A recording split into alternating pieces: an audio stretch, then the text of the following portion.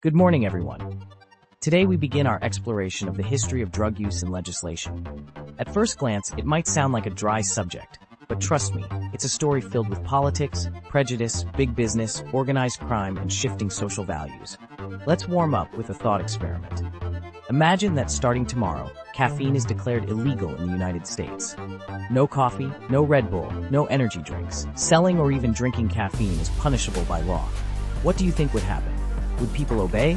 Or would coffee lovers create an underground market? Would businesses fight back, politicians take sides, and organized crime step in? This little scenario helps us imagine how real drug prohibitions often unfold.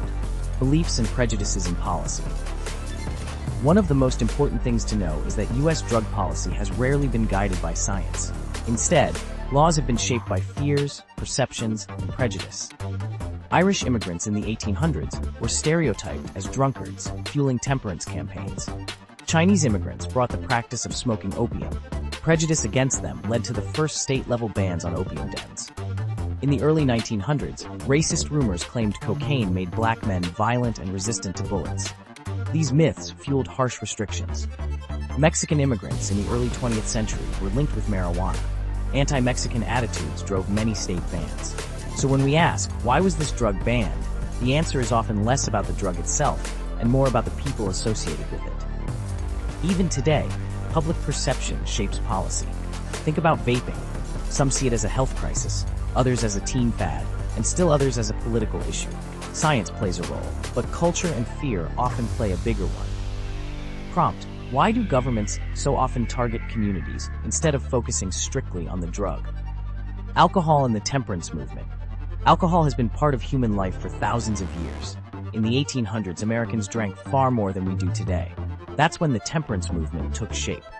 Led largely by Protestant women, it wasn't only about health, it was about protecting families from domestic violence, curbing poverty, and pushing back against immigrant drinking cultures. By 1919, the movement succeeded. The 18th Amendment banned alcohol nationwide. Imagine if Instagram suddenly banned all alcohol ads tomorrow. Public attitudes might shift quickly. That's exactly what happened in the early 1900s, a cultural pivot from celebration to condemnation. National Prohibition. In 1920, the Volstead Act launched Prohibition. Any drink with more than 0.5% alcohol was illegal. Enforcement was weak, and corruption spread fast. The results: organized crime flourished, with figures like Al Capone becoming household names. Violence surged as gangs fought for control. Citizens lost respect for the law, drinking in secret speakeasies. The murder rate climbed sharply during the 1920s. Prohibition was called the Great Experiment, but it failed spectacularly. In 1933, it was repealed with the 21st Amendment. Think about raising the drinking age to 21. Did underage drinking vanish? Of course not, it just went underground. That's the same lesson Prohibition taught nearly a century ago. Prompt: why did Prohibition fail? Was it weak enforcement, lack of public support, or the sheer power of organized crime? Opium, morphine, and heroin. While alcohol was being banned, another story unfolded with opiates.